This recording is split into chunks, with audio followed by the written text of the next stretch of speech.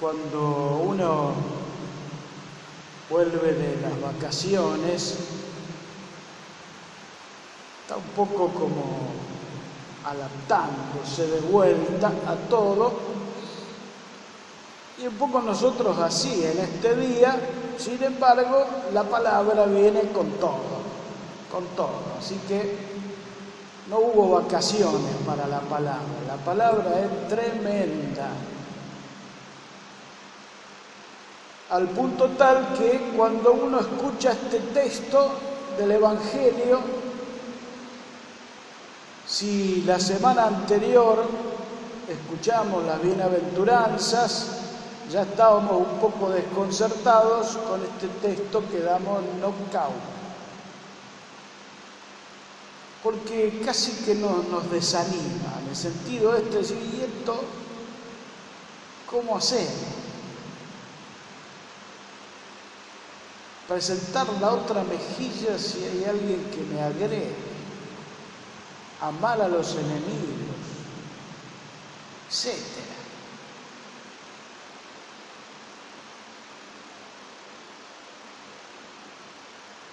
Y es un texto que, por un lado, les decía, nos desanima y por otro lado nos anima en otro sentido.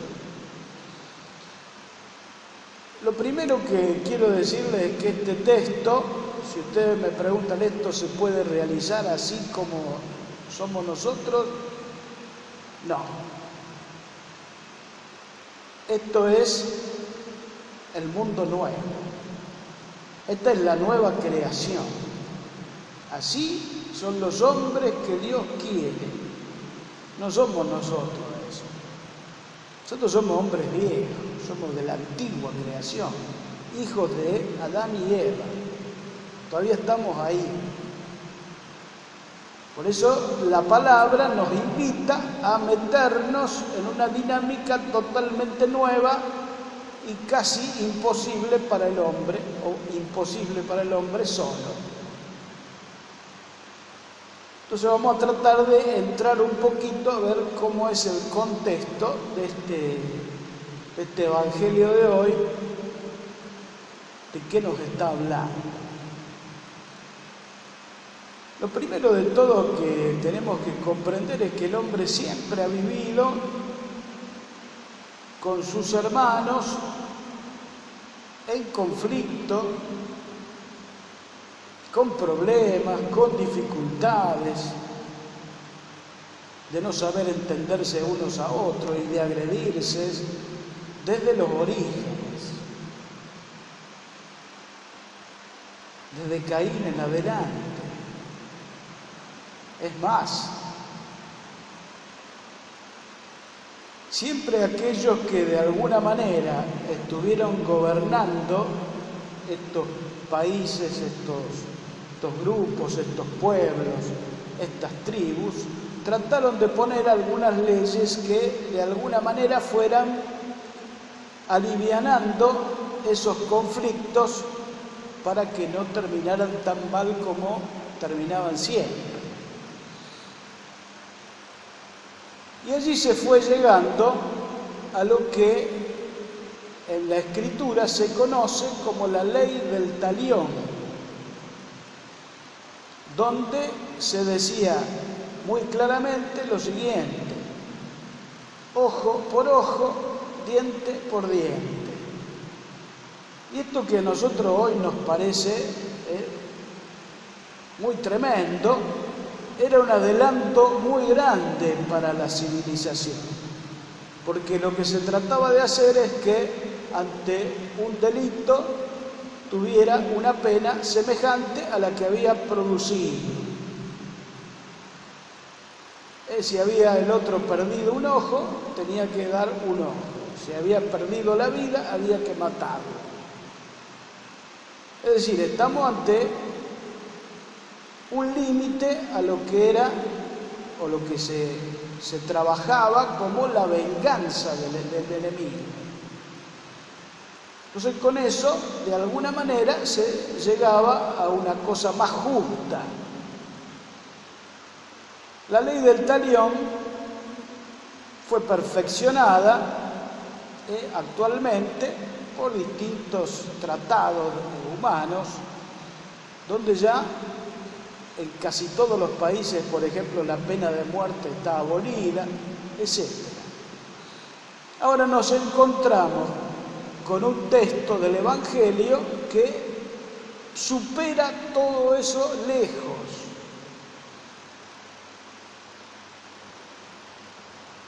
Entonces vamos a tratar de ver de dónde viene esto. Jesús está hablando de una nueva humanidad. Jesús está hablando, por eso, del reino de Dios. ¿Cómo quiere Dios que sea el hombre? ¿Cuál es el plan? ¿Hacia dónde tenemos que ir caminando? Y este texto, que también está, como leímos recién en Lucas, está en Mateo, pero si uno lo lee en Mateo, se va a dar cuenta que Mateo le da otra forma, porque dice más o menos así: antes se les dijo a ustedes, ojo por ojo, diente por diente, yo les digo. Entonces, como que hay toda una elaboración de la ley distinta, nueva y revolucionaria. Amen a sus enemigos. Entonces, estamos hablando ya de una nueva legislación que supera todo lo pensado. Esto no está en Marcos, que es el primero de los evangelios, el primero que se escribió. Sí, en Lucas y en Mateo. Esto tiene también una explicación.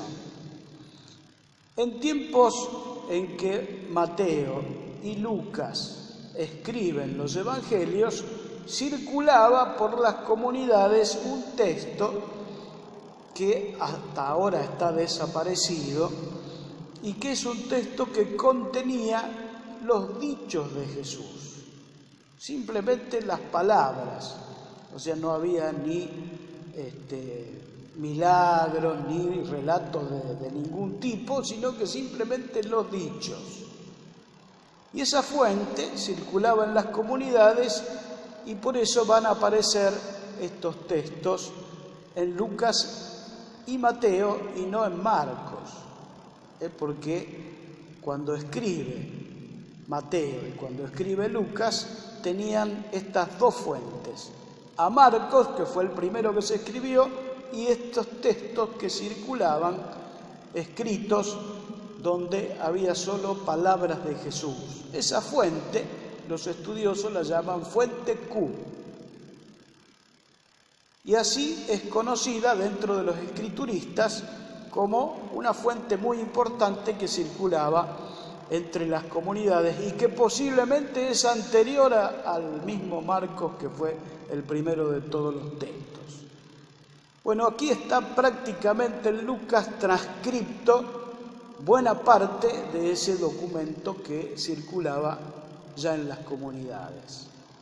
Así que es un texto muy antiguo, así que bien, como que tiene la frescura esa de ser la palabra misma de Jesús. Es decir, no hay ningún aditamento, ninguna reflexión sobre los textos, son simplemente los textos.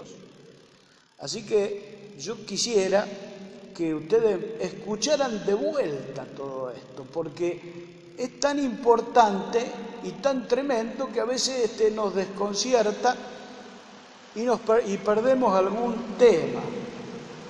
Dice: amen a sus enemigos, hagan el bien a los que los odian, bendigan a los que los maldicen, rueguen por los que los difaman. Al que te pegue en una mejilla, preséntale también la otra. Al que te quite el manto, no le niegues la túnica. Dale a todo el que te pida, y al que tome lo tuyo, no se lo reclames. Hagan por los demás lo que quieren que los hombres hagan por ustedes.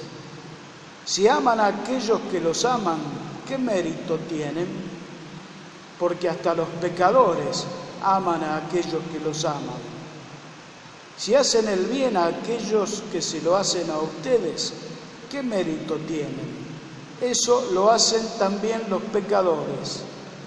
Y si prestan a aquellos de quienes esperan recibir, ¿qué mérito tienen? También los pecadores prestan a los pecadores para recibir de ellos lo mismo. Amen a sus enemigos, hagan el bien y presten sin esperar nada en cambio.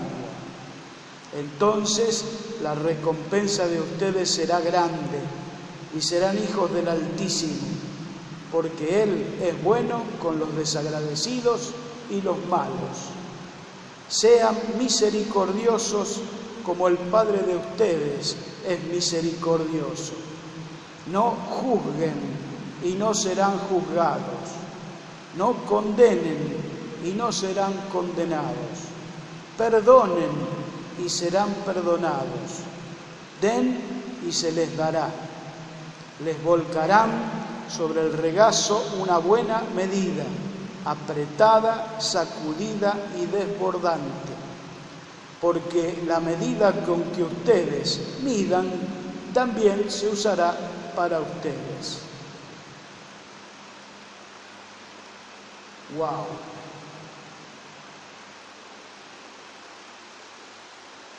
Este texto tendríamos que hacer una relectura mirando otro texto, que es del mismo Jesús en el Evangelio de San Juan, que dice así: sin mí nada pueden hacer. Sin mí nada pueden hacer. Eso quiere decir que podemos hacer todo esto con Jesús. Con nuestras propias fuerzas, ni piensen. Imposible. ¿Y cómo con Jesús? Esto es lo que se llama la santidad. Los hombres santos son capaces de poner la otra mejilla ante sus enemigos y de amarlos y de dar sin esperar nada a cambio. Los hombres de Dios, los hombres de este mundo, como dice la primera lectura que leímos hoy, de los cristianos de Corinto, hombres que son simplemente criaturas como Adán, son seres vivientes. En cambio, los otros son seres espirituales, guiados por el Espíritu, transformados por el Espíritu. De eso estamos hablando. Hombres nuevos. Y podemos ser nosotros esa nueva humanidad. Consistirá la tarea en ponerse con toda la sinceridad que podamos en manos de Él a través de la oración diaria, de entrega. Señor, acá estoy para hacer lo que vos quieras conmigo, a través de la Eucaristía, este alimento que el Señor nos da gratuitamente y que es nuestra fuerza, y a través del sacramento de la reconciliación, porque el barco se va desviando a medida que vamos avanzando, entonces necesitamos volver a la dirección correcta todo el tiempo. Entonces la confesión frecuente nos va poniendo en la huella del Maestro. Es decir, los hombres así, los hombres espirituales, son capaces de amar sin medidas, como el Señor. Son capaces de dar sin pedir nada a cambio. Por eso estamos, ante una nueva realidad. El hombre misericordioso como es misericordioso el Padre. Por eso todo esto nos queda muy grande a los que todavía somos hombres hijos de Adán, hombres viejos. Pero hay una nueva humanidad.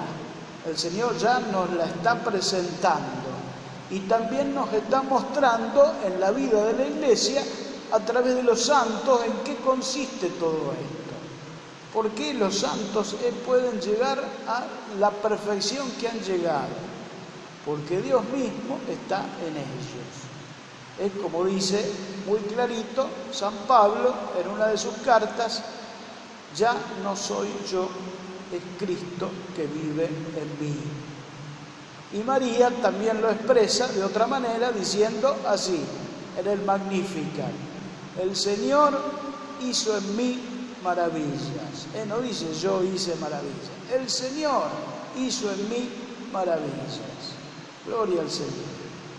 Yo quería pedir en esta Eucaristía que cada uno de nosotros preste mucha atención a esta palabra, porque no solo es desafiante, sino que se nos está proponiendo una nueva humanidad. El Señor está hablando claramente del mundo nuevo, está hablando de la nueva creación, y a esa estamos llamados, estamos invitados, y desde ahora, no en el futuro, desde ahora. Por eso los santos han vivido en medio nuestro y han hecho todo ese caudal que tiene la vida de la Iglesia de santidad, porque se han puesto totalmente en manos del Señor. Renovemos nuestra fe. Creo en Dios